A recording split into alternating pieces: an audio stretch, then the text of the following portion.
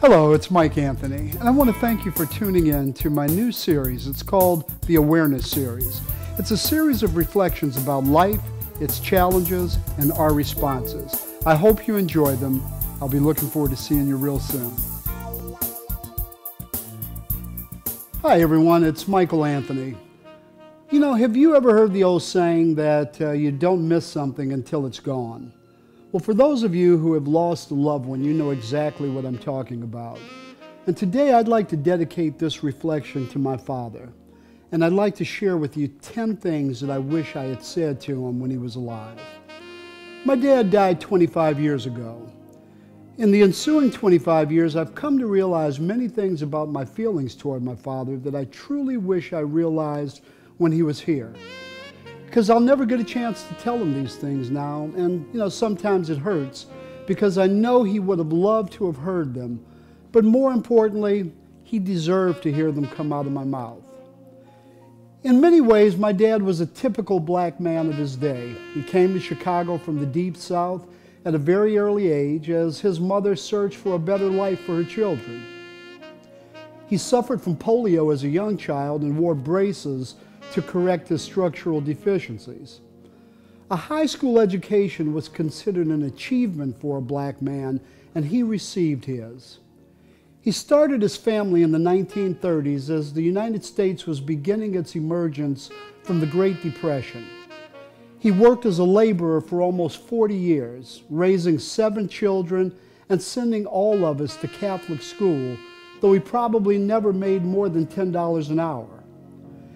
You know, we rarely had a working telephone, and our gas and electricity were turned off frequently because he couldn't always pay the bill. On 3 occasions, I vividly remember him trying to take us on a vacation to visit relatives. He and my mother would pack up sandwiches and fruit to eat on the drive from Chicago to Ohio or later to Washington, D.C. But you know what? We never made it. I'd wake up in the back seat of the car as the tow truck was raising our old Ford from the highway after it broke down. You know, I loved my dad, though I never really had compassion for the challenges he faced. In part because I didn't really understand them then. We were poor, but I never knew that. He did his best to make sure that none of us ever knew that. You know, I remember the day in June 1987 when I went to visit my dad the day before taking my family on a vacation to Florida, and I told him for the first time that I loved him. And almost reflexively, for the first time, he looked at me and he said, "Michael, I love you too."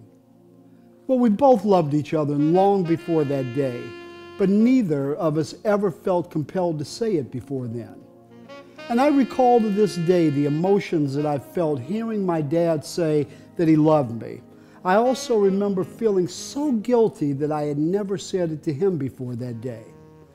Well, I'll never forget getting to Florida that evening and thinking about my own children and praying to God that I would be as good as a father to my kids as my dad had been to me. I rushed to sleep that night after a very long and somewhat emotionally reflective day, only to be awakened by a pre-dawn phone call from my sister to tell me that my father had died. You know, though I did my best to be the strong son that I thought my father would have wanted me to be, I was hurting terribly. And I want to tell you a secret that I've never told anyone. Today, I'm still hurting. If I had the chance, here are 10 things that I would say to my father. Number 1, not a day would go by that I wouldn't call him or visit him just to see how he was getting along.